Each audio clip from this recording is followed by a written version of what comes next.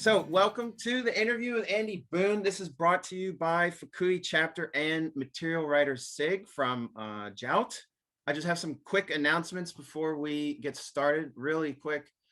Material Writers is going to have a forum panel forum at PanSig.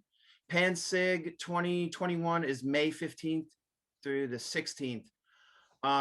So on the MW SIG panel, we're going to interview Colin Bethel, who's the Director of Sales and Marketing for English Books, .jp.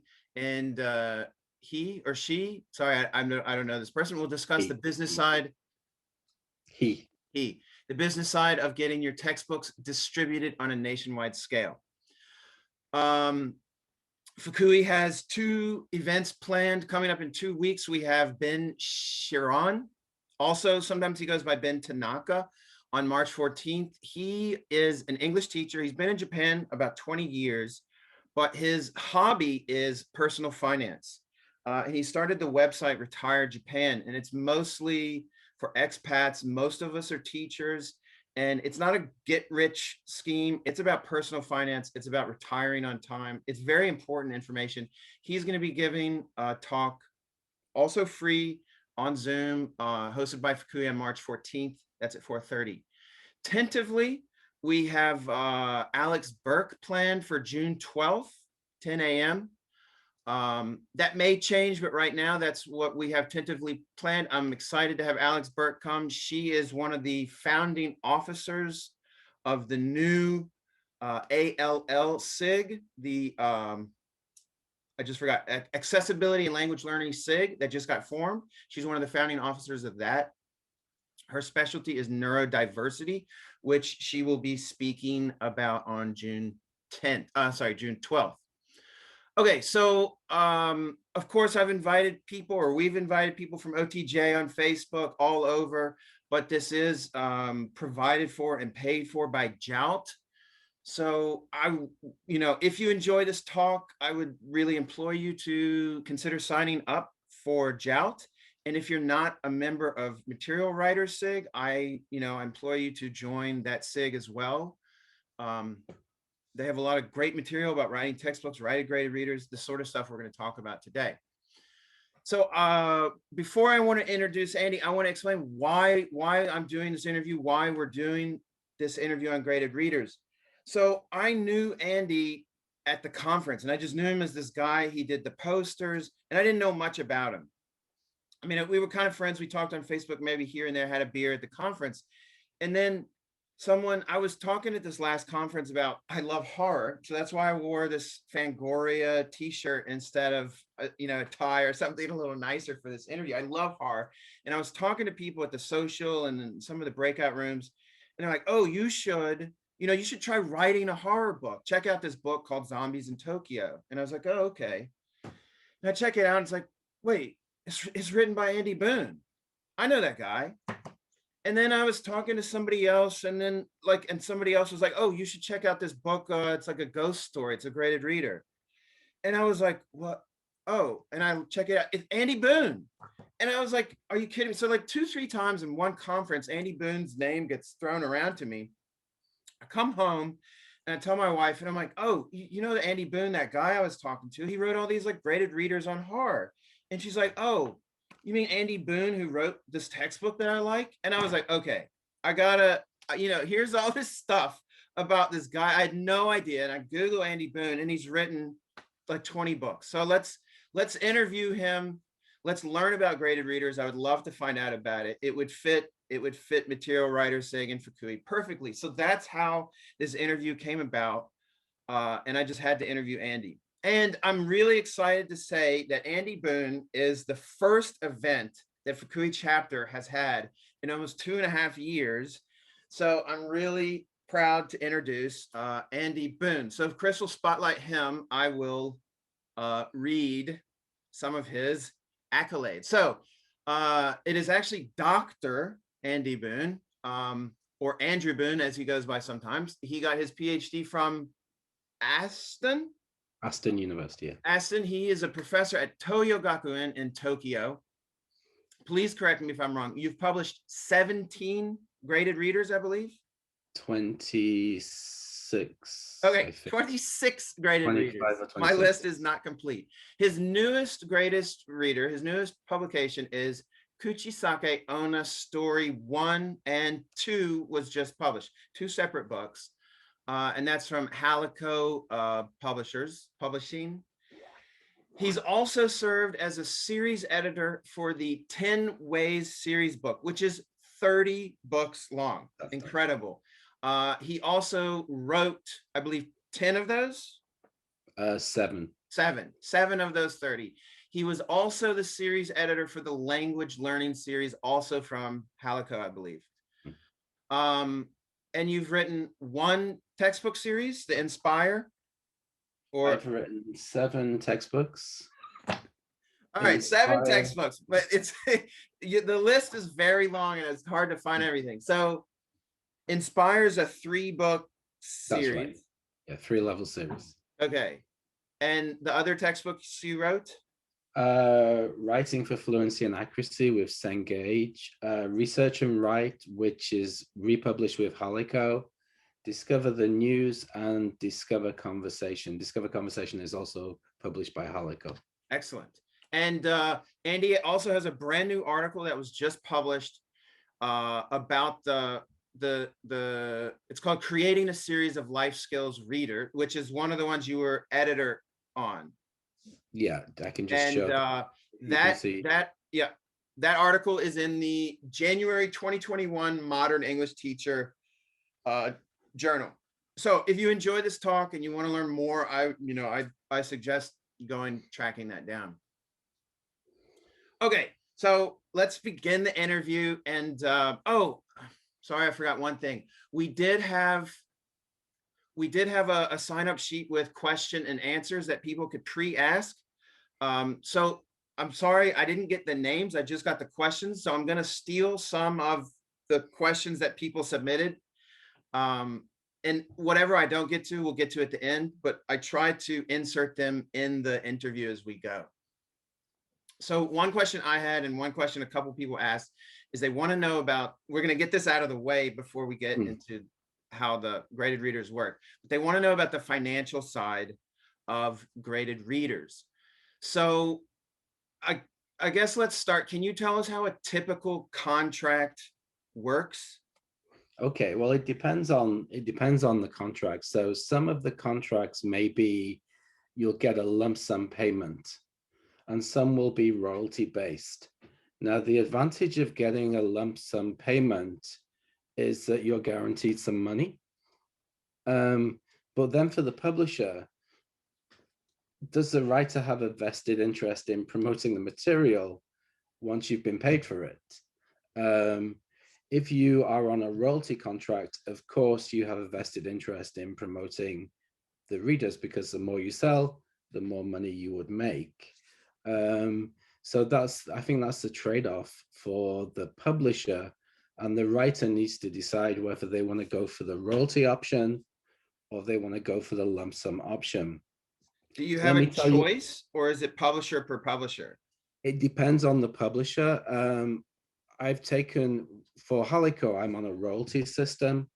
For another publisher, and this is an interesting story, they gave me the option, do you want to go for royalty or do you want to go for a lump sum payment? And I looked at the lump sum payment, and this was the first time in my life they were offering what they considered to be a 9-year royalty deal.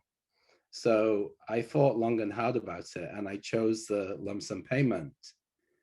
After I did, they shelved the project. So I have a graded reader that's an original horror story that I'm sure you would love, because you love horror, that has never seen the light of day because I got a lump sum payment for it, but then they shelved the project. Wow, that's fantastic deal. So this was a question from one of the readers. If you choose royalties, is the royalty percentage based on the retail price or the wholesale price? It's based on the wholesale price. Okay, so like I notice your books are sold on Amazon and a lot of them are e-readers, but Yeah. when Kindle has, join Kindle, blah, blah, blah, you get 0 in books, or Kindle has a sale. So like wholesale is what Halico like sells Yeah. to. So it Yeah. doesn't matter about Amazon sales or the 0 Kindle deal or 0 yen. Well, I mean, Kindle can be quite tricky because they have like the Netflix deal now where you can pay for a subscription to Kindle, Yeah, and a that's what lot I'm of talking about. So that's it's free. So what happens with that, with Amazon, they'll look at how many readers that you've had per page, and then they'll tally that up, the amount of money they get from their Kindle subscriptions by how many people are reading your books per page. oh wow. Now, the trouble with a graded reader, they're fewer pages. Right. So you are not going to be able to retire off Kindle. It's like Spotify, like 6 billion Yeah. plays equals like $35. Yeah, something like that. All right, so I want to talk this a little. I want to come back to this a little more later, but so Okay. some of your books have an illustrator. Yeah. Do they get a cut, or is their deal separate than yours? I think their deal is separate, the illustrator deal. Once again, I'm just the writer for that series, so I'm not the publisher. And I believe the illustrator got a royalty deal or maybe a payment deal. Okay. If you're an illustrator, you might get paid per illustration. So for example, when I was co-writing Discover the News, the publisher would then pay for illustrators to illustrate parts of the book, and they would get paid per illustration. So if you're an illustrator, that's one way that you could raise revenue. I guess we can ask this now, since you're also, are there any differences in the revenue generated from a graded reader as opposed to a textbook? This was another user submitted question. I think the money generated from a textbook is more because the cost of the textbook is higher. And if it's used across many universities, you may be selling more copies. So you may find that textbook writing has more return, but a graded reader may take less time to write. I hope I'm asking this. This is another user submitted question. Can Andy give us an example of a successful graded reader in terms of financial gains? So I don't know if they mean your graded reader or like just a famous graded reader that made money, but yeah, I mean, because then you may be talking to talk about a successful reader, you may be talking about, so for example, the Oxford Bookworm series is hugely famous and global. right. But I know for the writer, they may not feel that it's successful because I know that Oxford don't pay royalties on their readers. All right. We think we're having a book may be very successful for Oxford, but maybe not for the particular writer. interesting. So based on that, would you suggest going to like a smaller company that might pay royalties, or maybe you have to balance money and fame? You have to balance it. I mean, because like the Oxford Bookworm series is very prestigious, and it's not all about the money. It's about the educational pleasure of knowing that your books are being read around the world. Sure. I know Maeda does wonderful things in Nepal with donated books, and she sent me pictures of Nepalese students reading Zombies in Tokyo, and it's wonderful to know that your books have gone that far. Yeah. So it's not all about the money. It's about the pleasure of seeing people read your stuff and react to it. All right. So before we jump into the meat and potatoes of graded readers, I came across some words that I want to cover, and I would like you to define, because I think we're gonna mention them again and again. So first, very basically, in your words, what is a graded reader? A graded reader is a book that has been made easier for a language learner and is leveled. It could be an adaptation of an existing literary work or Hollywood movie, or it could be an original piece of work, or it could be a nonfiction. But it's specifically made easier in terms of grammar and vocabulary and length. So if I just look at, if I go to the library and I pick normal novels, can I just say like, okay, that Stephen King, that's a 10, and Wrinkle in Time is a 4? I have to do more work than that though, right? Well, Stephen King would not be considered a graded reader because it's not graded. Okay. All right. So what is the difference between intensive and extensive reading? And can you give an example? Yeah, intensive reading course would be where you're looking at a piece of reading specifically for language learning purposes. Maybe you're looking at it, at the sentence structure, the syntax, or the semantics. Traditionally in Japanese education, reading has been very intensive, where students will read something that is not leveled. For example, Anne of Green Gables, the original, and they'll be working through it slowly and maybe translating it, or looking at aspects of the language. Whereas extensive reading, by the term extensive, the aim of extensive reading is that you read a lot. In Japanese, the extensive reading is tadoku, and ta means a lot of reading, a lot, yomu. So extensive, the aim is to improve reading fluency. And like when we are first reading as a child, when you come across a word that you don't know, you skip it or read around it. And the idea here with extensive reading is, don't worry so much about the language at first. Just enjoy the reading. It's having that successful reading experience where you can open a book in another language and get to the final page and experience success in reading and hopefully enjoy the story. So you could use a graded reader intensively or extensively though, right? You could use it. In fact, with the 10-way series last year, I was given a new course called Presentation and Debate, and I was deciding which textbook I could possibly use for this one semester course. And I thought, haha, why don't I develop my own material around the 10-way series? So students read 5 of the 10 ways books, and I focused the whole presentation and debate course around these 5 books. Now, it wasn't taught intensively, they were reading the books extensively, but then they were using the material to do presentations or debate within the class.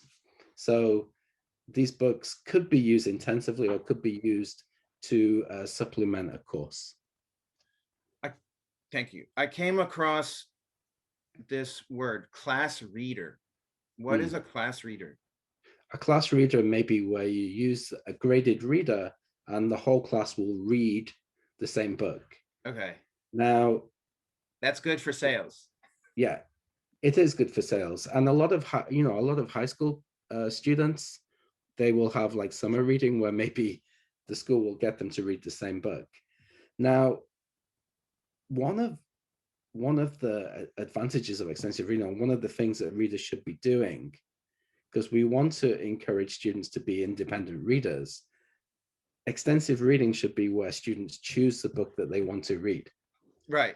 So reading for fun. I do appreciate class readers and you can do a lot of work with them. But when I taught a pure extensive reading course way back when in 2009, I used to go in with a big bag of books and scatter them well, I didn't scatter them. I leveled them at the back of the classroom from easy to more difficult. And the idea would be that students would go pick up a book that they wanted. And I told students, if you start reading it and you don't like it, put it back and choose another. Right. Which is what Day and Bamford recommend in their extensive reading book. Right. All right. Word count and head words is different, right? Yeah. What is head words? Well, head words will be the total number of words in a reader where, for example, go, went, going would be considered as one word because you're looking at the head word go. Now, total word count will be the amount of words in the book where go, went going is counted separately. So head word count will be the total number of different words, head It's like words in word that book. variety. Yeah. So for example, an Oxford Bookworm starter series may have 200 head words. So there'll be 200 different words or variants of that word in that book, but there may be like 1,000 words total in the book. So we'll get to this more later, but let's say you have a goal of 200 head words or 400 head words. Is there a way when you're typing, like can Word, or is there any word processors that can count head words, or how do you keep track of head words?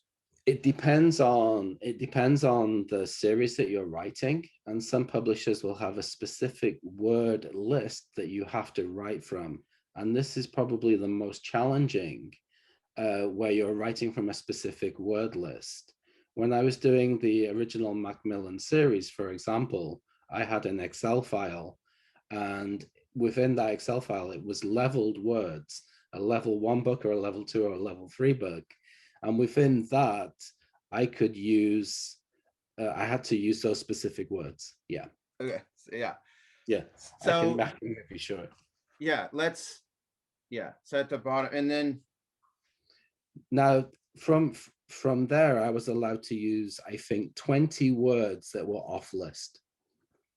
So I had to be super selective on the words I could possibly use. And I remember when I wrote the book Conspiracy Theories, which doesn't involve QAnon, thankfully. When I wrote the book Conspiracy Theories, they actually reduced the level from level 3, which was the original initiative, to level 2. And that was super challenging because I'm using nonfiction, which is much more difficult to level. So some publishers will have a word list. When we were doing the Haliko 10 Ways series, our mandate was to keep the vocabulary simple and at the B1 level.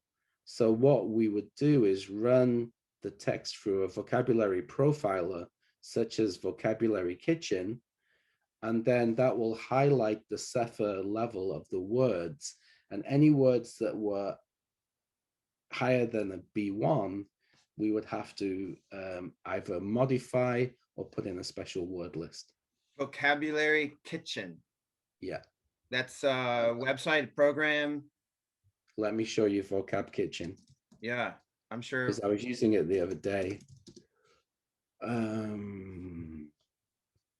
There are many of these online, but we use Vocab Kitchen, it's called.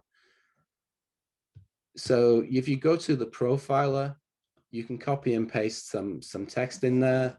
Let me just find an example for you from 10 Ways. Let me just open this up. Okay. So this is the introduction of 10 Ways. So I've written the text, I paste it in, and I want the Cepher. So here it's telling me A1 is in blue, A2 is in green, B1 is in orange. Now these words productive or procrastinate are off list. So what we did with off list words or B2 words, we put them in a specific, they were specifically highlighted in a special word list. And we have a dictionary definition at the end of the book for those words. So that's one way to do it. All right, so we're gonna jump now to the beginning of Andy Boon's career. What came first, the graded reader or the textbook? Funnily enough, I was working on my first textbook, but it was delayed. So the first book I ever got published, I think, Culture Shock was this one, Homestay in the UK. Okay. And Culture Shock. I think these two came. Culture Shock's at the bottom of the list you gave me.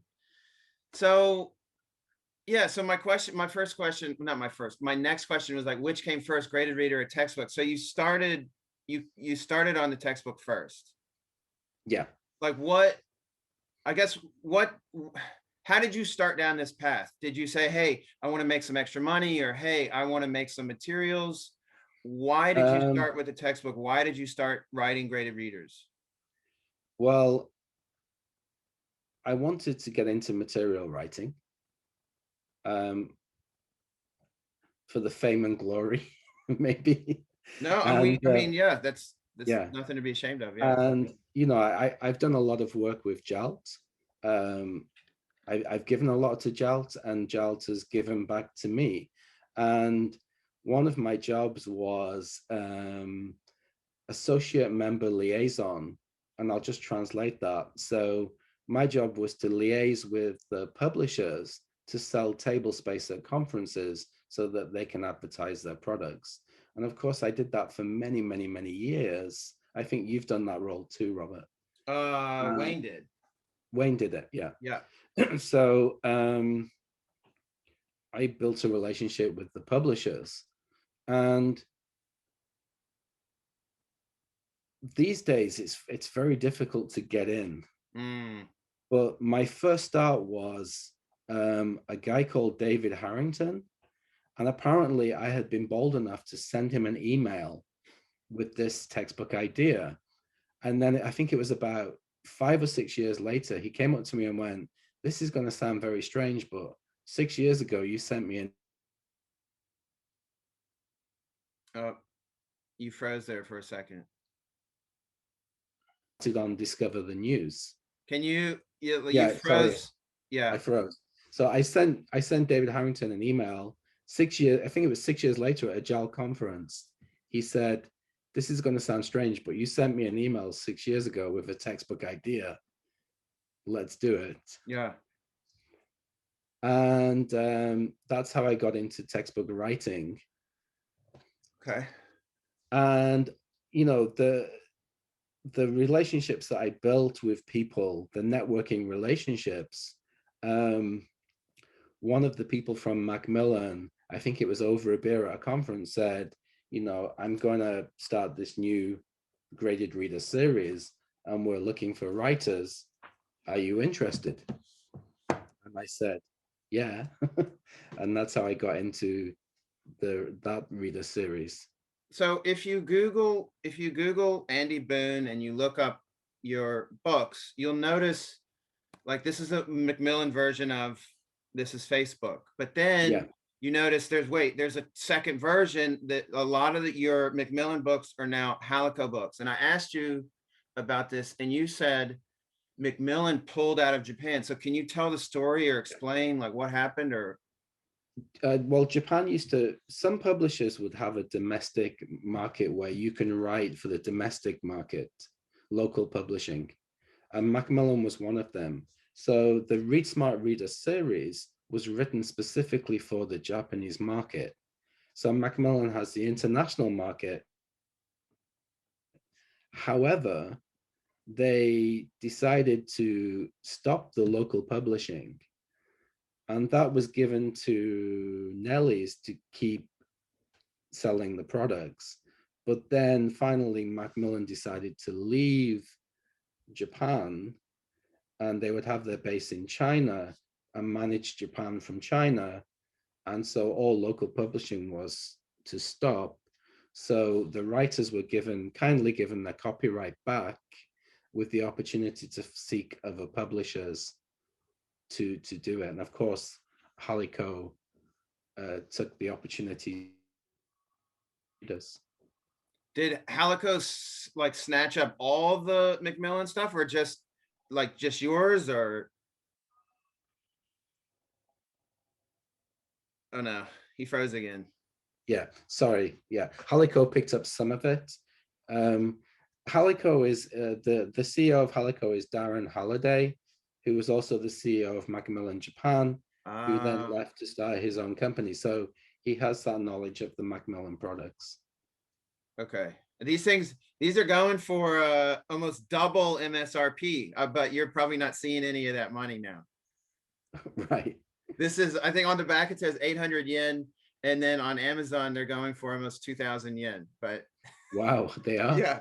Well, Yeah. they have used copy. I got this for I think 30 yen. So Okay. Right. Yeah.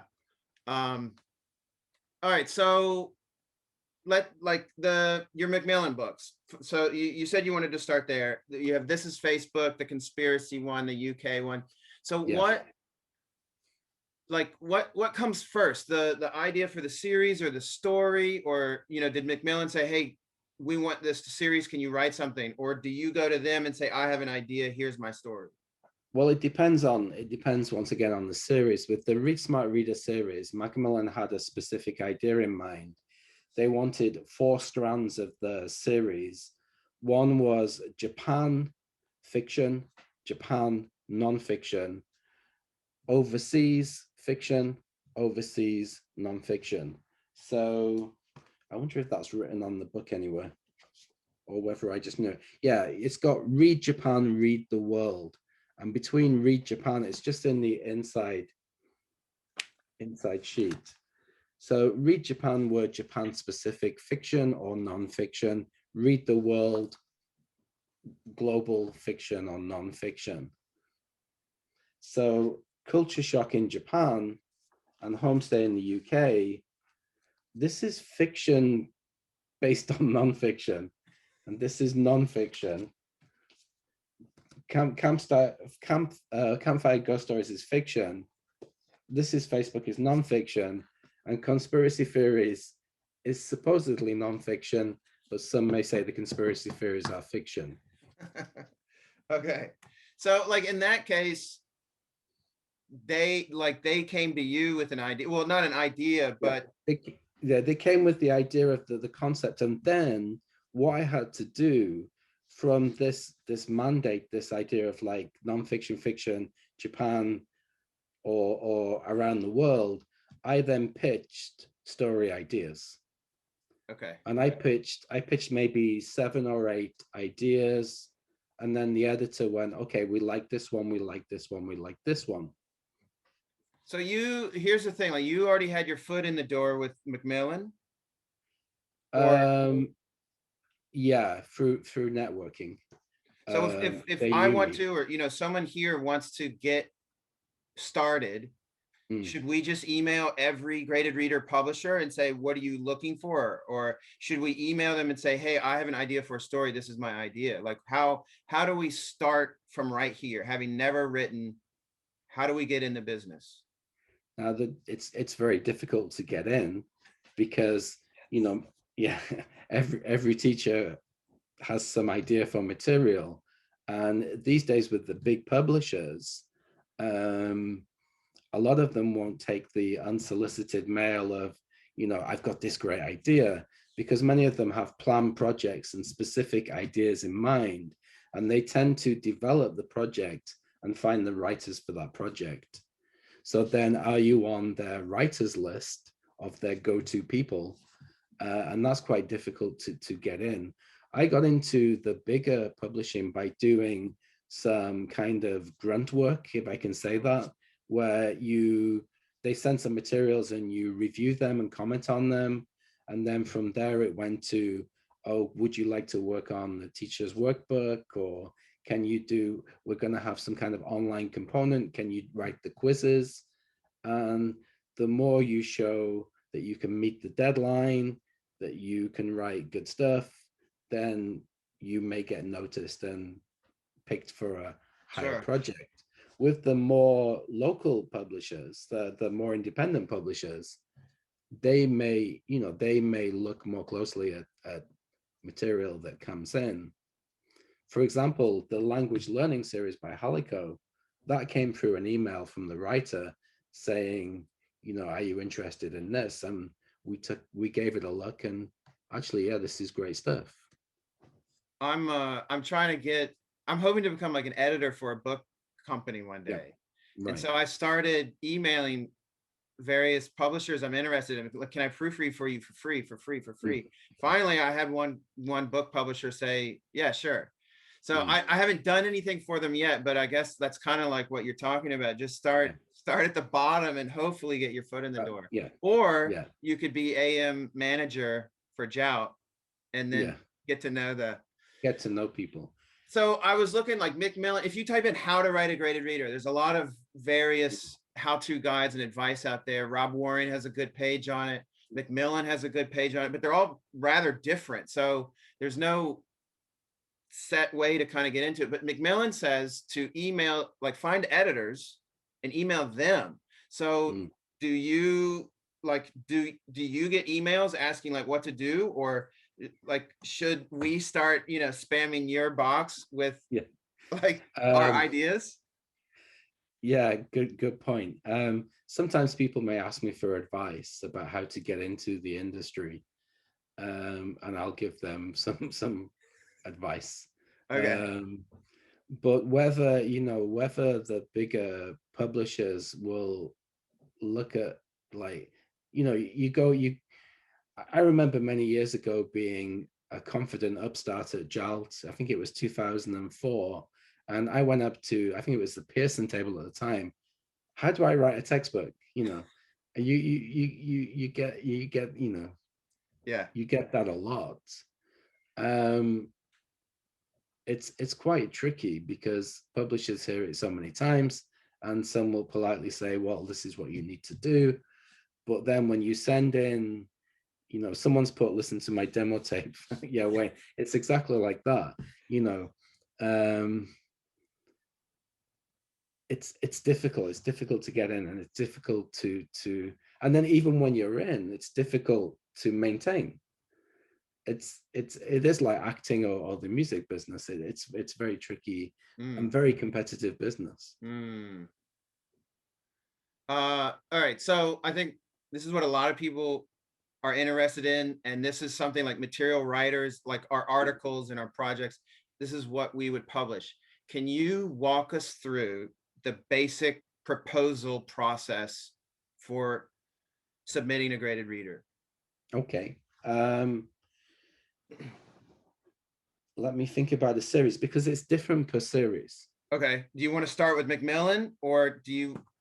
I'll probably go to Atamai if you want. Yeah, I'll jump to Atamai because once again, I had a working relationship with the editor, the series editor and owner of Atamai, Marcos Benavides, because I worked with him at Oberyn. But the proposal here, and I was desperate to write a zombies graded reader because I love zombie movies. I grew up watching George A. Romero, and he had this idea for the multiple path reader based on the old choose your own adventure ideas. And so the proposal here, and I know Leslie's listening today, and she's also one of the writers of Atamai, was you had to map out the reader. You had to map out the pathway. If you look in the front cover, there's 3 pages and a decision, 2 pages and a decision, 2 pages and 8 endings.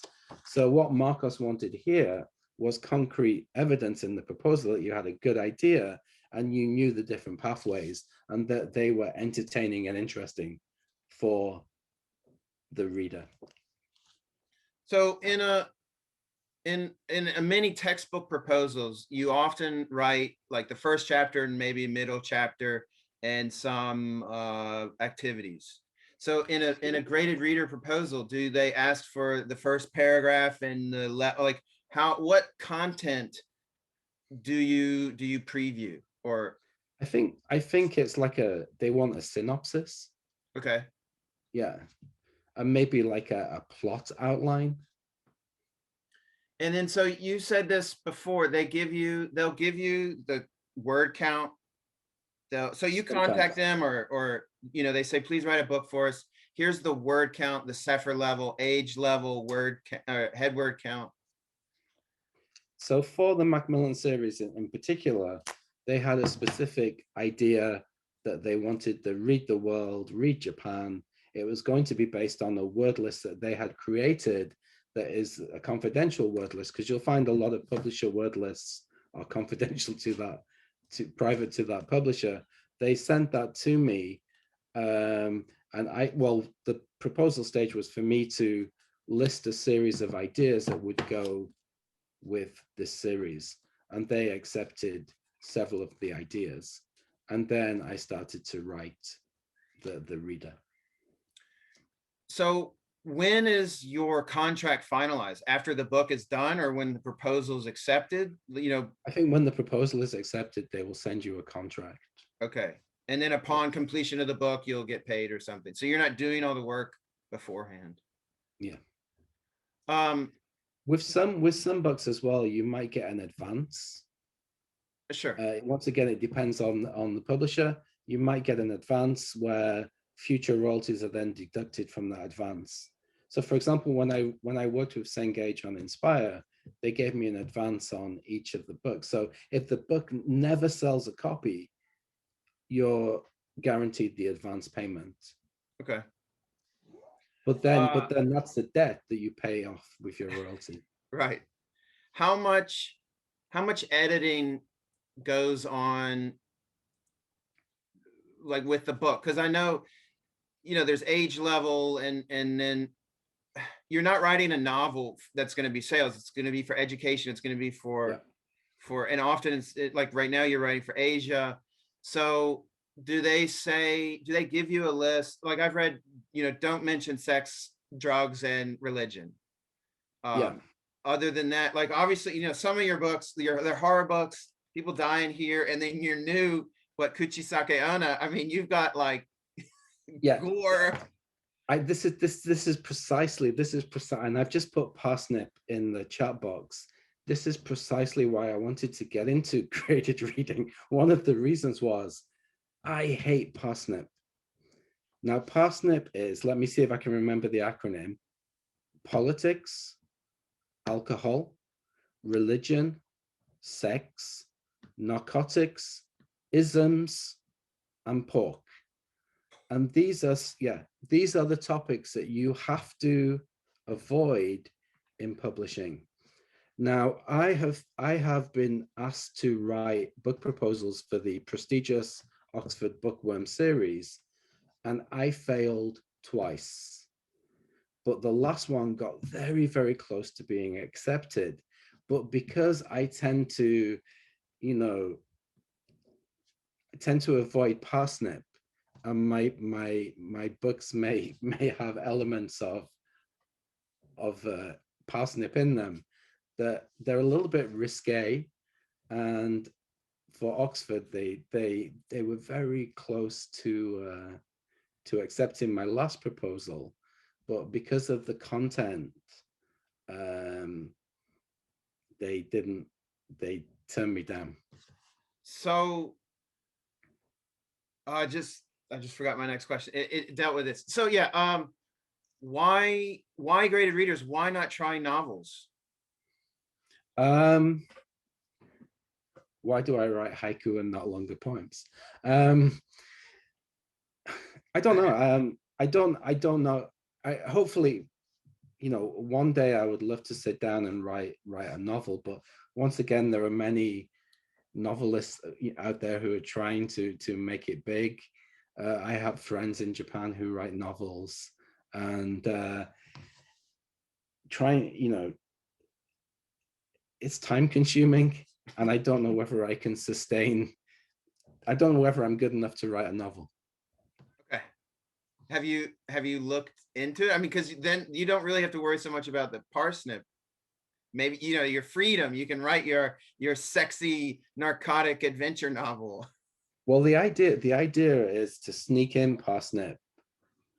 I mean, to sneak it in and try and get it through. So as you said, I mean, I started doing this in the Macmillan series. In Homestay in Japan, Homestay in the UK, I sneak in narcotics, but it's in a funny kind of way, where this was a story. What I tend to do when I'm getting the material for my books is to crowdsource on Facebook. And this was a story that I think it came from Mark Helgeson, if you know him. One of his students had told this story. And then I was teaching business people at the time, and they also said they'd had this same situation where at immigration, the immigration officer asks, "What do you do?" And at the time I was teaching pharmaceutical company staff, and they said, "I sell drugs." So of course, at the airport, they got marched into the special room, and so I wanted to get this into the book, the story, but you can sneak it in a little way, and sometimes it gets in there. Sure. So the books that you didn't edit, the how when you put in your first draft and an editor Yeah. looks at it, can you explain to us like some of like what kind of comments come back, or do they say reword this, or yeah, can you just like what kind of feedback do Yeah. you get from the Well, editor? with the Macmillan series, it will be about vocabulary, and it will be about grammar. And so the revisions will be based, because they have a specific, for the level, they have a specific word list and a specific list of grammar. So for example, you can't use past perfect in a level 1 book. So you have to get around that somehow, or you can't use present perfect continuous. So a lot of the comments will be language specific. So I remember my first reader, I was overconfident with the reader, and I think I used like 60 words outside of the list. And the editor said, well, you're going to have to change this. So then I learned that, okay, I can't get away with that. And it's about being able to simplify the language. Okay. The Macmillan, you have pretty extensive English to Japanese glossaries.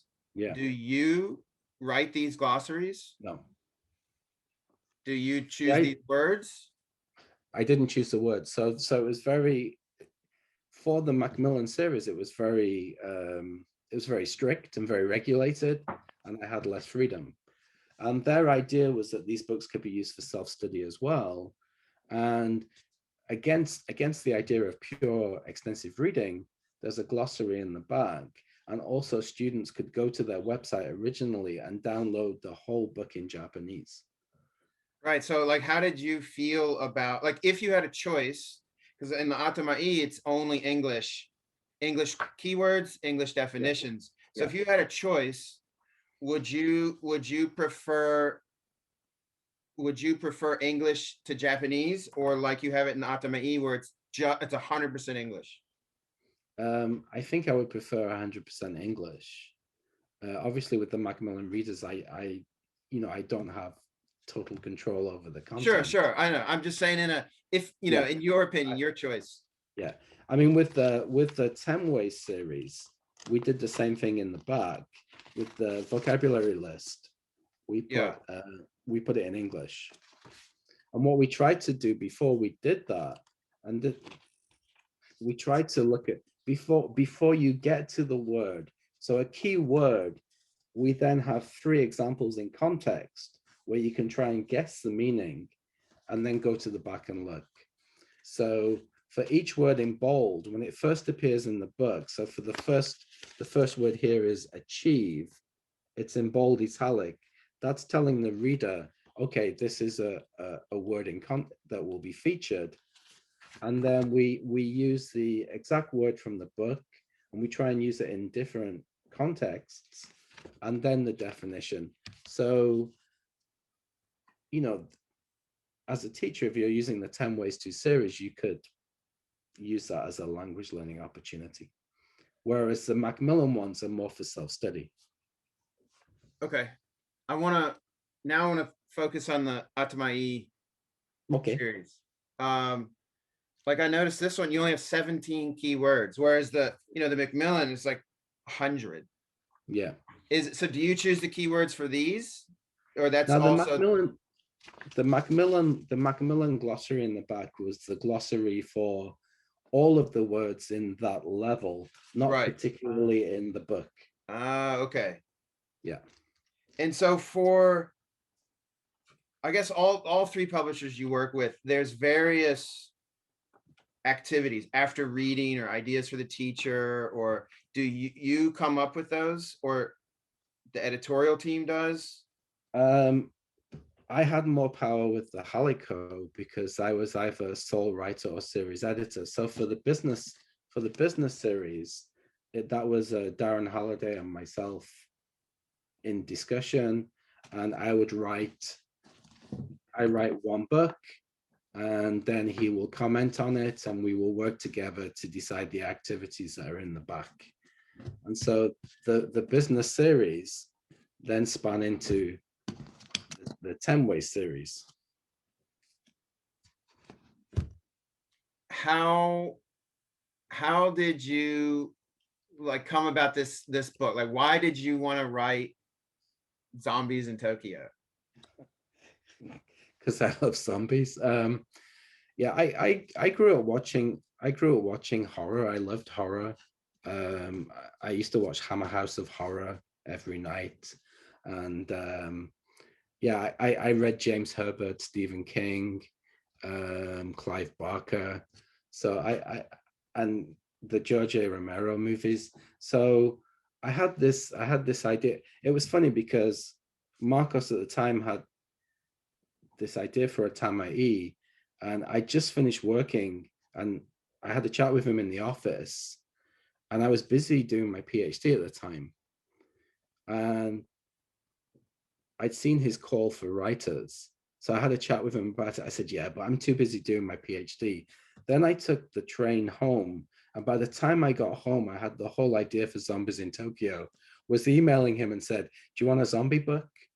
And I got so excited to write the story. I think I wrote it in 2 weeks. And a little bit of insider knowledge, the whole of Zombies in Tokyo takes place where I live at the local station. So I actually took photographs for the illustrator of the local station here. I live in Hino in Tokyo, and a lot of it's placed just in the station. So I imagined waking up one morning and going to work, but there's a zombie apocalypse, and Yeah. you're oblivious to it. And so the starting scene is you're going to the station, which I do every day, and past the Lawson, because that becomes part of the story. And you see a police car go by, and then you see another police car crash, and the police officer says, go home, get off the streets, and you're like, what? Shaun of the Dead. Yeah. And then when you get to the station, you see a woman lying on the floor. She's bloody, and her hands are moving in and out, in and out. And you're going to go and help her. But then this family says, don't touch her. And that's the first decision. Do you go with the family and not touch this, not help this woman who's obviously needs some medical attention, or do you help the woman? And then the story goes in that direction. So jumping around a little bit, this isn't a question from the audience. How do you find publishers for your books? So for you, it kind of just seemed like it fell in your lap. Yeah.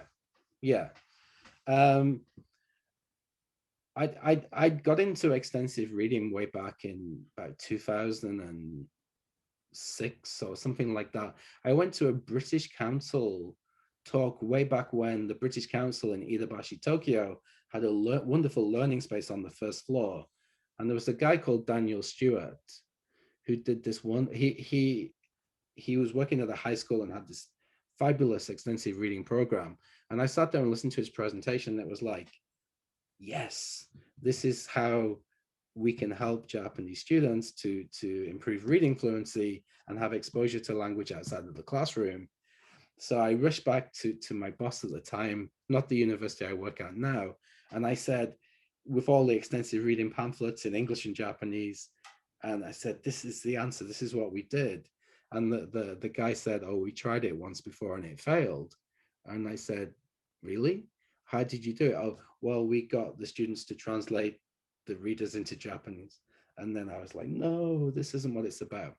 So I always wanted to I got into extensive reading, and I developed a course. There's a publication that I wrote called Setting Up an Extensive Reading Program, which was all about the course that I taught at university. And you know, then the next natural progression is, well, can I write these? So when, you know, over a beer at a conference when I still used to drink, you know, Darren said, would you like to write some graded readers for Macmillan? You know, it did kind of fall into my lap. And then, you know, when Marcos and the Atamae program, when he was setting up, of course, I work with him. So it's easy to just poke my head into his office and say, hey, I could write a zombie story. All right, so the zombie one is illustrated by Alice Carroll. Yeah. Do you know her? Did you ask her to do it? That's provided by That was by the publisher. Okay. And so what I did was send the photographs, because, you know, as a writer, you have a visual image of the story, and I knew that it took place at my station, and I knew that the Lawson was a key part in one of the strands, you know, where you may eat the convenience store worker. So I wanted, yeah. Yeah. Not Costco. Yeah. So I did take pictures of, and there's also the Koban, which is over the other side of the station. Yeah. So I wanted to incorporate these things that I'd seen,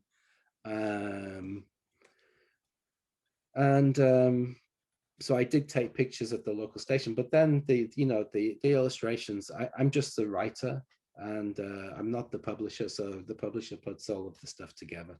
So one of the user submitted questions was, do you recommend that graded readers have illustrations? I guess it depends on the graded reader, right?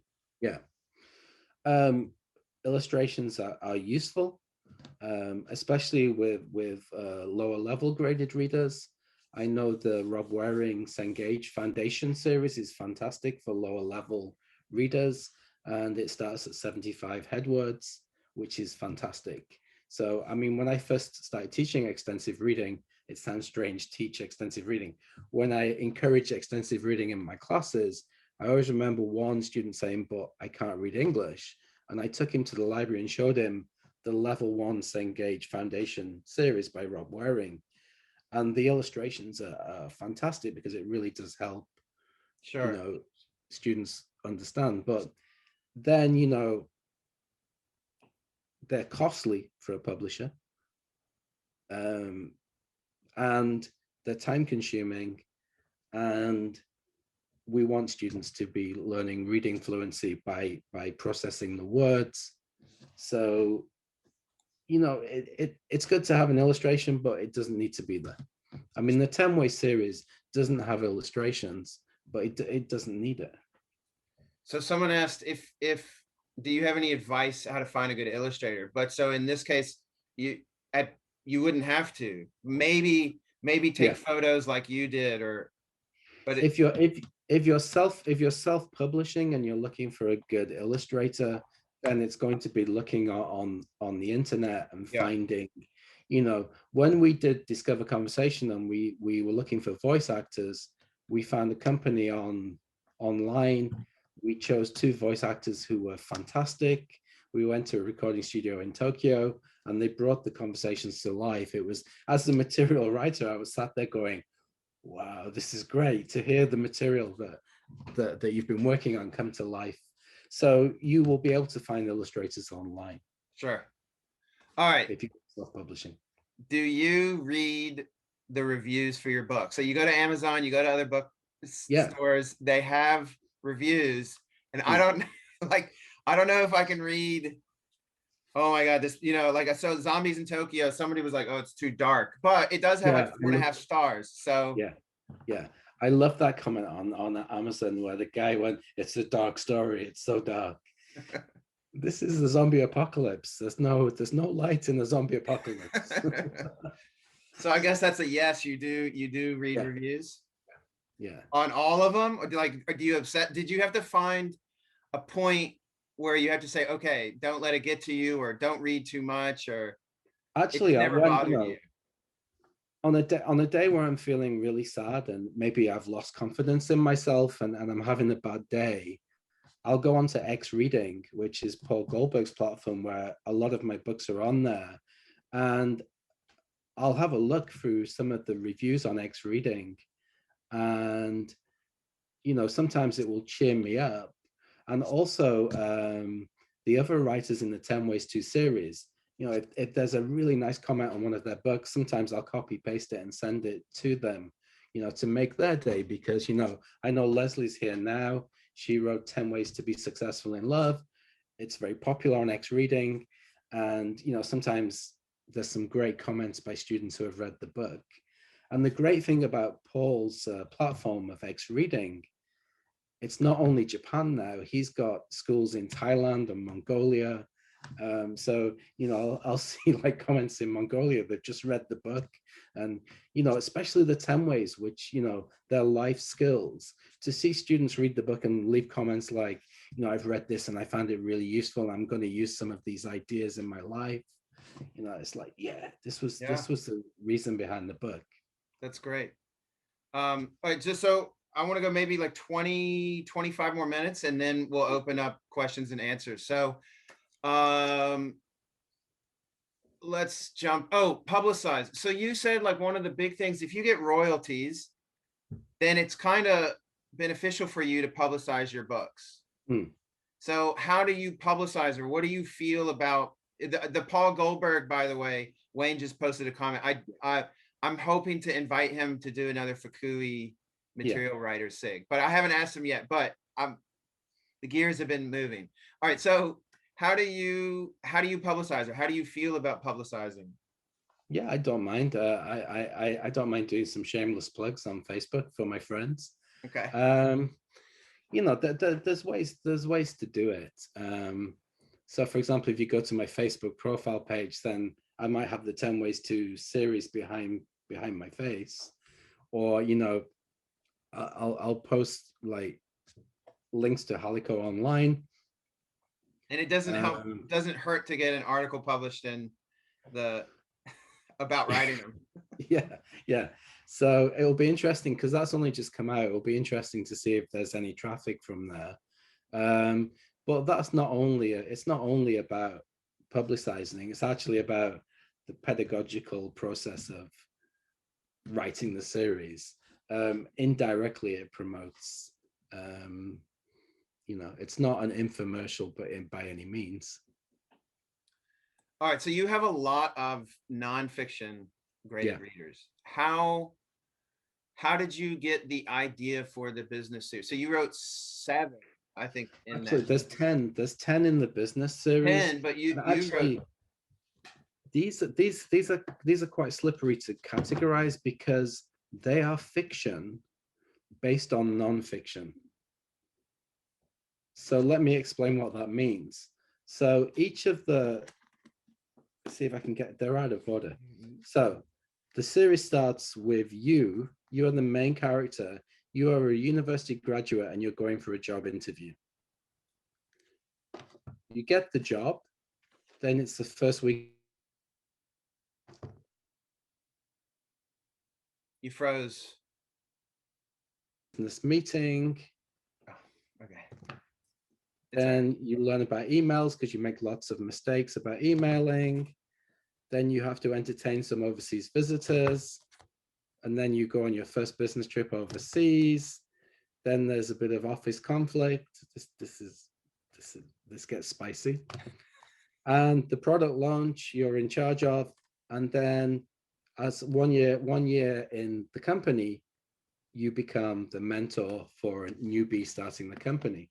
So what I did to research these books, once again, I did a lot of crowdsourcing on Facebook, and also I read a lot of like Business Reader or Forbes, and I looked at the do's and don'ts of each case. So for example, in the job interview, each book has the same kind of format. There's an introduction. There's a massive failure in book 2 where you are unsuccessful. And in section 3, you are successful, and section 4 is the conclusion. So the section 2 is the don't, and the section 3 is the do. And I did a lot of research on how to fail at job interviews, also using stories from my friends on Facebook and my own experience. And I incorporated this into a fictitious story where, you know, you really do fail the first job interview spectacularly. They're exaggerations because it has to be dramatic.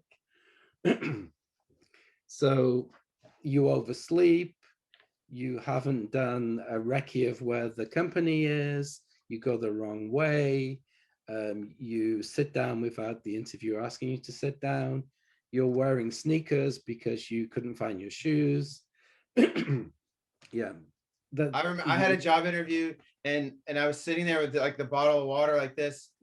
Yeah. And you know, I had all the Japanese people lined over there and I'm sitting in the middle of the chair and I'm drinking my water. And then at the end, they're like, okay, thank you. And by the way, you're not supposed to have any food or drink. And I'm just like, oh my God, like my face went white. And I'm like, why not? It's like, oh, in Japan, you can't drink water. And it was I'm so embarrassed, such a failure. But yeah, I mean, it was like, yeah. So the idea is that either in section 2, either you make the mistake or there's a story. I created this character called Mr. Ogawa. Once again, the name is just random. It just kind of morphed into this character. He appears in book 2 as a minor character, and then he becomes a nightmare in the books. And I had so much fun with the character because you would be given an assignment, like, for example, oh, we've got 2 overseas visitors coming next week. Go and talk to Mr. Ogawa because last year he completely stuffed this up. And, you know, he'll tell you about all the mistakes he made. And then you could really exaggerate, you know, he went to Narita Airport instead of Haneda Airport, and things like that. You know, yeah. Okay, so you have been series editor on, I think, 35 books. 35 books. Yes. 35 books. Can you explain like that job to us, or like what do you do, or you know, from your point of view, what did you do as series editor? Were you the series creator, or someone asked you, hey, we have a series, Andy, please be the editor for this? With the 10 Ways to series, Darren and I had the idea to have a nonfiction series based on life skills that would be important for young people to learn. So the first one that I did was to write 10 ways to achieve work-life balance, something that I still need to work on myself. And the idea about writing the first one, the model reader, is that then when you draft in the team, they have the format in place. So I wrote 10 ways to achieve work-life balance. I sent this to Darren at Halico.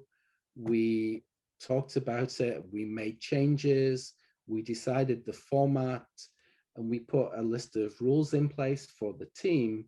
And then what we did was create a long list of 10 ways to, so that we could offer potential writers a list to choose from. How many writers on that 30 book series? There are 4. There's Leslie, who is here today. Thanks for coming, Leslie. There's Kyle, who I stole from Atama E. And there's Katrina Takeuchi, who I knew through relationships with JALT, and I knew that she was also involved in graded reading. So when you're, you know, like, I think I can tell you're friends with Leslie, you're friends with Kyle, and so how is being their editor, did that make things difficult or easy, or were you able to give feedback like, hey, this word doesn't work? Like, well, maybe Leslie should answer that because she's here. I think you know, when you're a writer and someone starts to make changes to what you've written, it becomes somewhat personal, and I've had that happen to me a lot.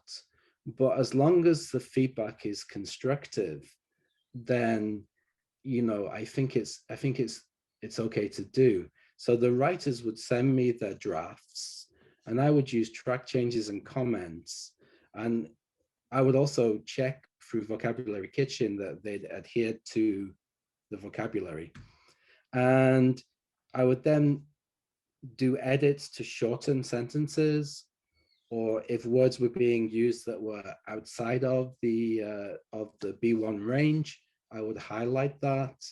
But rather than being dictatorial about it, you make the comments, you make the changes, and you send the document back for them to redraft. And if there are points where there is some contention between the changes, then it's open to negotiation. And the idea is that both the series editor and the writer is working together to make it the best book it could possibly be. Sure. You know, we're not scoring points off one another. We're working together to achieve the goal of making this a book that is going to be good for the students who are going to read it. So, you know, I was very pleased with the team. The team was excellent. They were very understanding about the changes, and you know, it really did work. You know, if you have an editor that changes something without telling you, and then you read the book and go, I didn't write that, then it gets a little bit. I think in many ways it's good to, I guess I've edited a few things here and there, and I think it's good to approach it as, like, you know, your friend or your colleague, because then you're not, you know, some people, they edit stuff or they proofread stuff and it's a blank wall and they can be very like harsh and crude and rude. Yeah. And then I think maybe if you do know the person, I think you should maybe approach every editing you do as, you know, there's a human being on the other end of this. Yeah. Also, yeah. But it's also about and I think I got this feedback from the team. Please correct me if I'm wrong, Leslie, that the changes that you make don't affect the message of the writer. If it changes what they were trying to communicate to the reader incredibly, then you are writing it, you know, your changes are detrimental to what they have written. So the idea of editing, it might be to split the sentence so that it's a shorter sentence, or it may be to change the word so it's easier to understand for students, but you're not changing the content. And if you do have a comment about the content, you know, you can have a discussion with the writer. All right. How, since you've written so many and you've edited so many, how do you, like, can you recommend some ways how to use graded readers? Because I know there's a lot of different ways. Like we mentioned at the very start, class readers, you get your whole class to do it. So can you give us maybe what you think is the best way to use them in our classrooms or with our students? Once again, it depends on your course, and it depends what you're doing. So I can talk about the ways that I've used them. I was very lucky way back in 2008, 2009, to be given an extensive reading elective course. So I did a lot of reading, day in Bamford, and activities and extensive reading. What can I do to make an extensive reading course? And I taught, what I did was teach about the selection of the book, the levels. Students were doing book reports at that time. Students would do a dialogue based on a book. Oh, I've just read 10 Ways to Achieve Work-Life Balance. How was it? Oh, it was really, you know, they would have a speaking test based on one of the books. And then the finale would be a poster presentation on one of the books. So several ways to assess was on the book report, on the dialogue, and on the poster presentation. Now to supplement a more traditional reading course, which is how I do extensive reading at Oberlin, giving students, say, 20 minutes of class time for sustained silent reading. They have a subscription to X Reading, which we've already mentioned, and then they go on to M Reader, which is Tom Robb's quiz webpage, and they do a quiz there, and they get points per how many words they're reading, total word count. And then you're encouraging students to read outside of the class as well. I also mentioned this year, because I had a new course called Presentation and Debate, I really want to make 10 ways, into a course. And so I use the 10 ways to there. And that may morph into a course book later on, if and when I get time. All right. Your latest book, Kuchi Sake Ona, Yeah. story 1 and 2. Yeah. Can you plug that for us? Can you talk, like publicize it? Tell us about it. Well, often when I'm doing readers, I watch a lot of scary stuff on YouTube. I'm sure my wife doesn't enjoy it so much, but it gets ideas for stories. And I know one of the horror stories that I wrote for the Korean market that never came to publication, but I got paid for it. I started to watch a lot of Korean horror and came up with this original story, which is great. And I wish, it's not about the money. I wish people could read the story.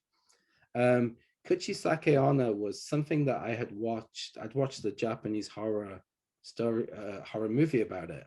And I thought, wow, this is great, because Japanese horror is fantastic. It's much scarier. Japanese and Korean horror is much scarier than Western horror. We go to this kind of like Nightmare on Elm Street, Jason, Halloween stuff that just doesn't work. And then you get to Japanese horror like The Ring or The Grudge. Oh my God, it's great. It's hard So, to yeah. I had pitched Kuchi Sake Onna to Macmillan years ago, and it hadn't been chosen. So it was in my proposal list. And Darren at Halico had decided to take the Macmillan readers on, and he was going to take 9 books in the Macmillan to Halico series. So he wanted 1 extra book to make it 10.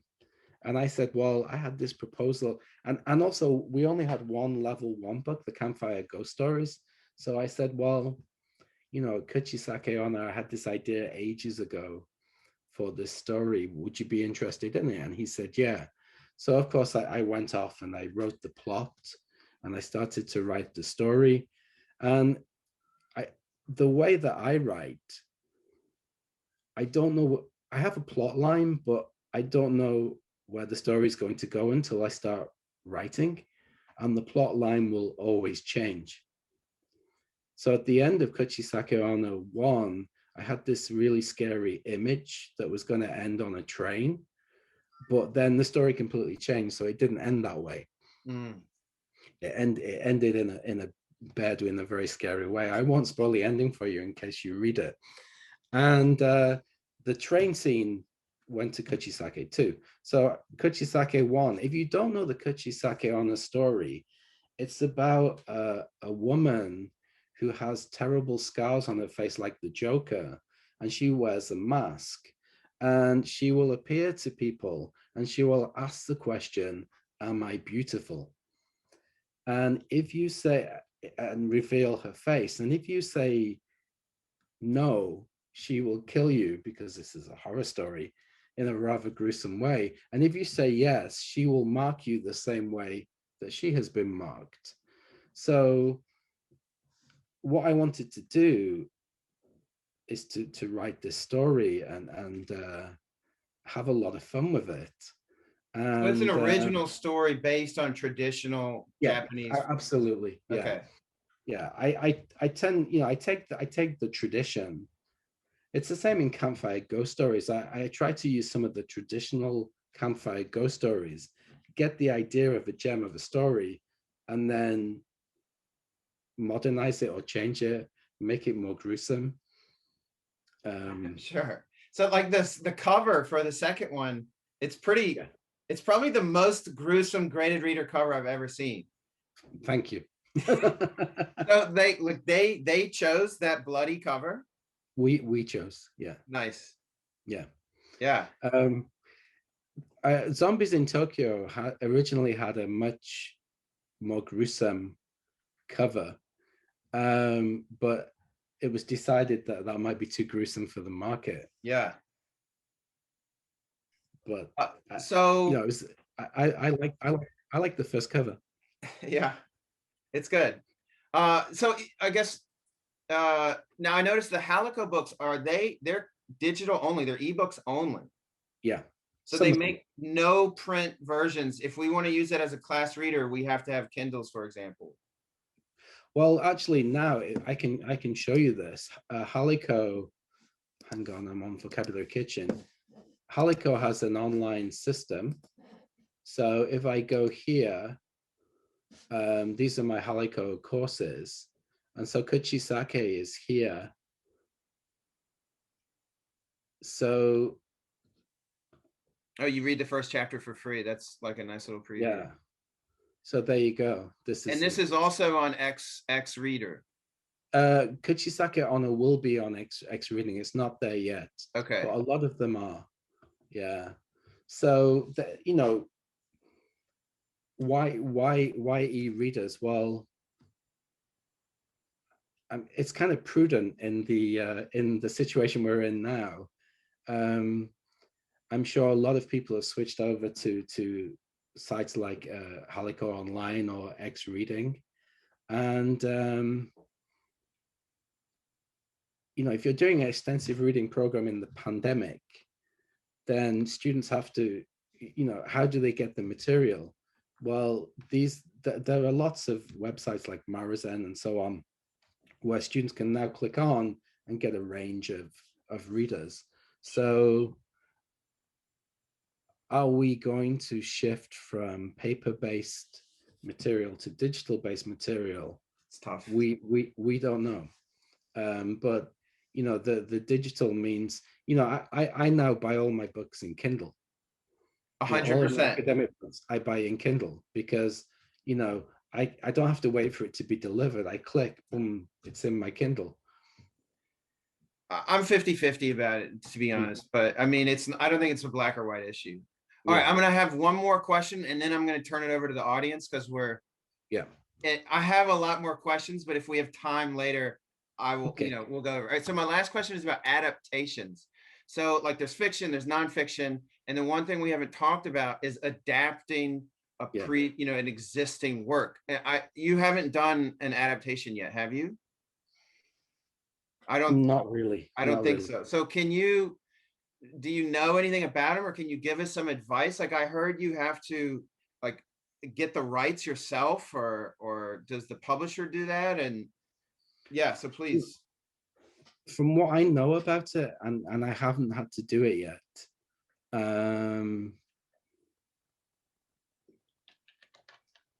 If it's a very old book, maybe the copyright has gone. There's something to do with copyright law where if it's a very old title, so like Hound of Baskervilles or Shakespeare or something like that, you can probably adapt that without copyright issue.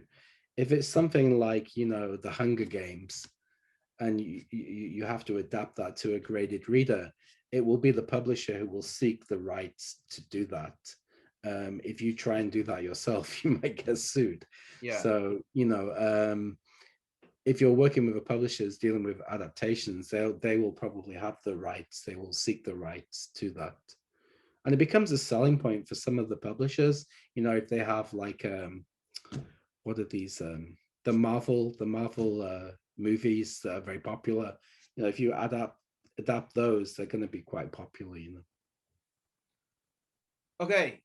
That I'm going to stop my questions for now, and then we can open it up to the audience. So Chris, can you showcase me and I guess allow the speaker to, what do you call it? Yeah. So anybody have any questions? There's a very good point by Alex about audio being important for undiagnosed dyslexia. So X Reading has a lot of audio. I think a lot of the books now have text to speech, so that's very important. All right, I'll ask a question. Okay. Andy, how long does it take you to from start to finish to write a book? I know it may vary depending on your inspiration level, but typically, how long would it take you to write a graded reader? Thanks. That's a really good question, and it does really depend on the reader. It depends on the length. So, for example, Zombies in Tokyo, because I really got obsessed with finishing the book, it took me 2 weeks because I really got into it. So I find that fiction is easier to write for me, and I get I can't leave the characters. So I get really into the zone and try and finish the story. I remember when I was writing Kuchisake Honor, and it sounds a bit sadistic, but the pleasure of killing your characters is really nice. So I was like, okay, he's gonna die next, because it's a horror story, and so they tend to take a very short time, 2 or 3 weeks. The nonfiction, because it involves researching the story, take longer. So it might take, I'm not really sure, about a month, maybe. It depends Yeah. on my work schedule as well. Yeah. So do you tend to work more during the like summer holidays or spring holidays than during the academic term? Once again, it's case by case. Sometimes I'm an early morning person, so sometimes I get up very early and start working. With the 10 ways too, I remember when I was in Indonesia in the summer or spring, I would be working in the hotel room, or when I went home to visit my parents, I'd be editing books, or sat on the sofa with them with a computer in my hand. So the summer and spring vacation does give me more time for writing, but I tend to write throughout the year. Yeah, if you have a question, go ahead and just unmute yourself. Yeah. Yeah. Hi, Andy. How you doing? Hi, Sean. I do have one question. Through all of your years of work on graded readers and stuff like that, Yeah. what are you discontented with in terms of the market? So, for example, it's like you want to do this but can't, Yeah. or the gatekeepers, the publishers are saying, yeah, the students would probably love this, but you can't. Like we often, like, as I listen to your whole talk, it's like, how do we please the publisher? How do we please the publisher? The reader came up a few times. Yeah. But I think there's a disconnect, a wall, something that we're not allowed to go over, that is preventing, like we said, like you just said, it's, you're not going to get rich by. Well, maybe that's part of the problem. That the wall is in the way. Like, if you had free reign and could deal with that discontent, what would you remove? That's a really good question. When you're working with the bigger publishers like Macmillan, there's obviously less freedom. When I switched over to Halico, with the business readers, I was given a lot more freedom, and 10 Ways to a lot more freedom, because I can talk directly to the CEO because he's a good friend, and we're working on this project together, and I can talk to the 10 Ways team. So I get more freedom in what the content. As Robert just said, we've got the most gruesome graded reader cover, so that's fantastic. In terms of discontent, it's about probably going to the parsnip again. It's about the content. We want our students to be reading stuff that's going to help them and is more real world, but a lot of readers may be kind of soft in content. When I was a child, I always wanted to read naughtier stuff, more controversial stuff. So it's funny because at JALT I watched a guy called James did a presentation on swearing, and it was very, very interesting. And he talked about how he'd done this part of his cultural course on swearing, and how the students were really interested, and how it's really important to know when is appropriate to use these words and when is not appropriate to use these words, and the possible effects of using these words and what they mean.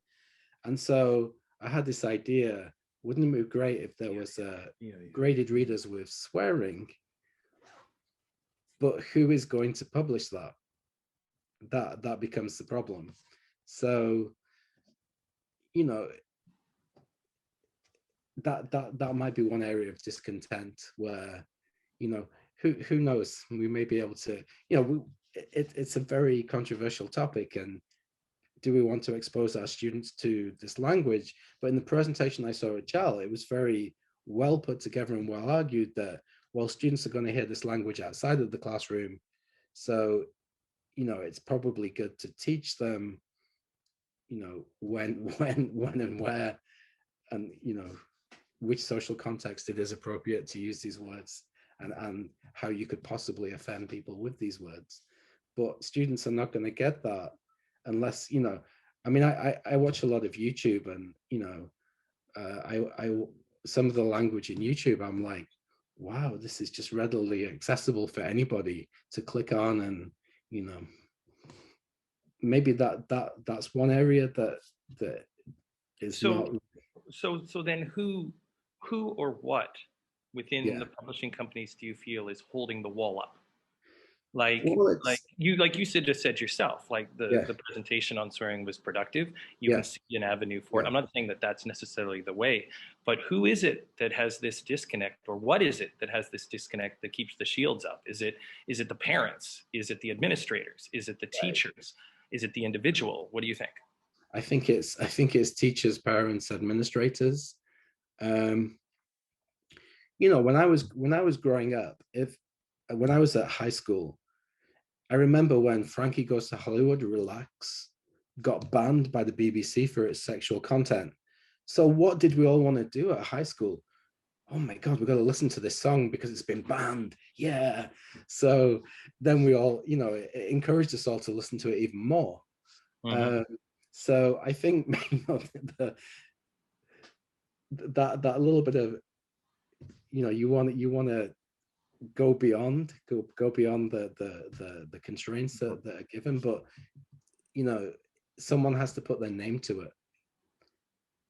So it's quite difficult, I think. But thanks, that was good. Yeah, it's like Walt Disney, we or Tarantino. We gotta. I wanted to put more Tarantino into readers than Walt Disney. There was one audience question. I don't know if they left or maybe they're too afraid to ask it. And you can be as vague or specific as you like. They asked, what graded readers don't you recommend and why? Are there any? I think that's a good question. And I think the answer is there are no graded readers that I don't recommend. And the reason being, every individual will have their own taste. And one of the great advantages about extensive reading is that students will choose what they want to read. And I remember going back to my extensive reading course of 2008, 2009, where I had these very low motivated students, but they found that I think it was an Oxford series where you could learn about rocks or lizards or sharks, or, they were all nonfiction. And they asked, can I read these books in your class? And I went, yes, please do. And they read lots and lots of these books. So, and, they were very low motivated students. So I think, having a range of different books that students can then go, okay, well, I like horror, so I'm going to read Andy's books. Or I don't like horror, so I'm going to read, there needs to be a range. And as long as the book is giving students the opportunities to learn the language, to feel success in reading the language, and a springboard to motivation, then there are no bad graded readers. I think there's some audience questions. Okay. If I may, Yes, sure. Yes. Sorry. One more, Andy. You said that I really liked your idea of having the students buy the graded readers for 500 yen and take it home if they want. I just wondered, with all your years of, how long have you done that program? And in that program, in that situation where you've had the students buy the graded readers and they took them home, did you notice any patterns in terms of the graded readers the students chose to take home? Like, was there a certain book that, like, I'm always going to lose that one? Yeah. Or, like, in terms of like the graded reader itself appealed to the students in a way that perhaps the others didn't? Yeah, that's a really good question. I did the course for about 2 years, and the pattern, one of the greatest patterns that I saw was that most students would go, "Oh, you can have the book." So they tended not to take them home.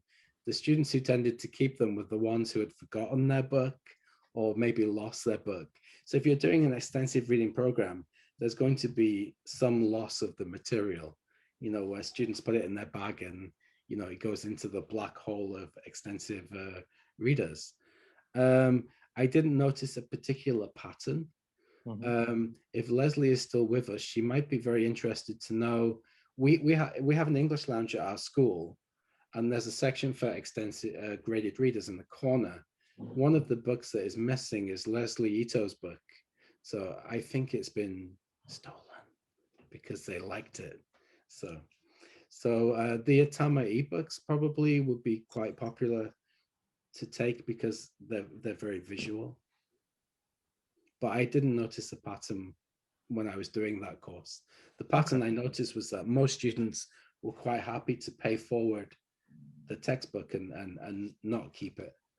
And So, you know, okay, I just wondered, so would you say that it was, the situation was clouded by, clouded's a poor word, but clouded by the fact that the generosity, they wanted to pay it forward versus, you know, so like, I just wondered if you noticed any particular readers that made emotional connections, like, yeah, I'm taking this home, this meant something to me, you know, versus, okay, I read it, it's a job, it's a book of utility, thank you very much, move it forward. I mean, the honest answer is I didn't notice, because it was always at the end of the class, and I kind of, you know, I may have even done it anonymously where I explained, and then I left the bag on near the door on the way out, and students could either drop it in or take. So, but, you know, at the end I go, oh, most gave the book, you know. So it was really, I didn't notice any patterns. In the research that I did in the paper, one of the students said she really enjoyed the idea of students writing their name in the book to show that they've read. Leave their mark on. And they leave their mark, because then she was interested to know who else had read the book. That, I remember that was one of the questionnaire responses. She was interested to know who had read the same book in the That's a really good point. Yeah. Thanks, Andy. No worries. I think Matt Cotter had his hand up next. Yeah. Oh, hi everyone. Thanks for your talk, Andy. It's very inspirational, and it makes me want to try a little bit more writing. I've written over the past few years, actually, a graded reader called Identity for ABEX. It's about Māori, well, Indigenous finding their pride and identity. And I was just, ABEX is putting it on X reading, I think, soon, and they've decided to print it as well. I was just kind of wondering, in your opinion, at this, I suppose it depends on the publisher, how much they advertise, how much you advertise, etc. But in your opinion, in today's situation, I'm not so worried. I mean, we're all worried about money and finance and things, but I'm more about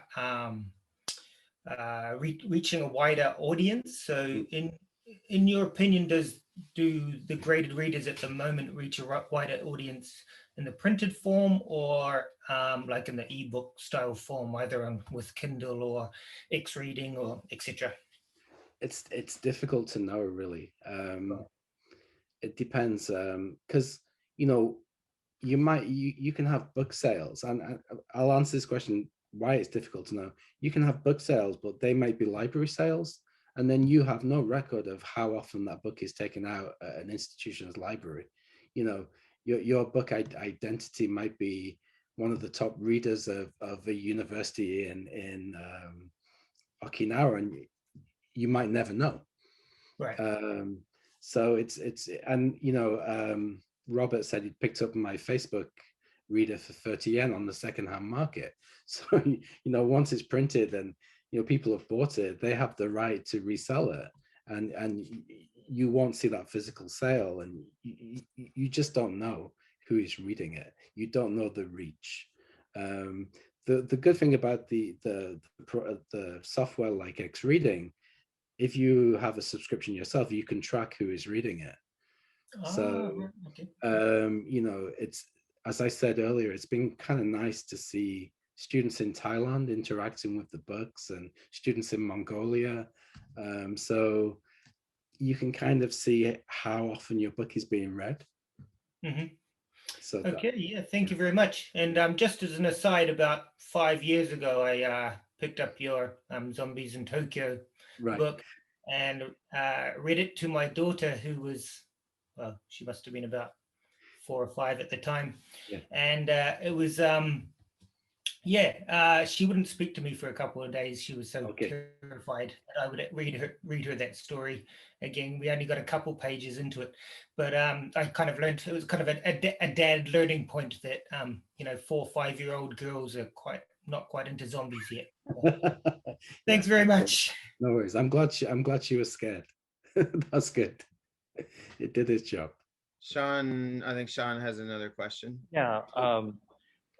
So based on what was just talked about, in terms of untapped market, Andy, so you've seen, you've written a lot of graded readers like in different levels in that, but where's the low end? Like, would you say, like, do they come to you a lot for beginner readers? Do they come to you a lot for mid-level? Do they come to you a lot for advanced? Or when they, cover the spread? Like you were talking about one group that was doing a set of 10 readers and they needed one more low-level one to finish the set. It made me get the sense that, beginner's not a priority. I'm self-published. I do, with my partners, we do Crystal Hunters, the manga, and we're aimed squarely at beginners from the get-go. And because we find that is a huge untapped market, especially across languages. But I wondered, like, when they come to you, like in all the contracts and everything you've had, has anyone come up to you and said, no, Andy, we need beginner stuff all the way through? Or it's like you're constantly called on for advanced or mid-level, or even in terms of like, whatever system. I know the readers are graded differently, but in terms of your experience, what do they come to you for the most in terms of level content? That's a good question. I think it's usually low level. It just happened that with the Read Smart Reader series, there were lots of level 2 books written, but there was only one level 1 book. So it was a bit strange. Like, why is there only one level 1? So when I offered to write Kuchisake Onna, we wanted to have another level 1 book. And actually Kuchisake Onna 2 is level 2. So the idea is that if you've enjoyed it, you can go up to the next level to read it at a higher level. But I think for Japan itself, the market is more lower level readers. And I know one of the institutions that I work at, once again, Rob Waring's foundation readers are always super popular because the lowest is 75, 100, 150. So if you're teaching a lower level class, it really does make it accessible. I mean, maybe in the future, one of the series I should write is a super low level 100 headword books, and the zombie saga completely for beginners. 100 headwords. Awesome. Yeah. All right, let me just cut in real quick because we're getting to 2 hours. I just want to like close it and then stop the recording, and then we can kind of continue and chat however long Andy wants to stay on. So I do want to say, like, thank you very much, Andy, and everybody for stopping by. It's been like really informative.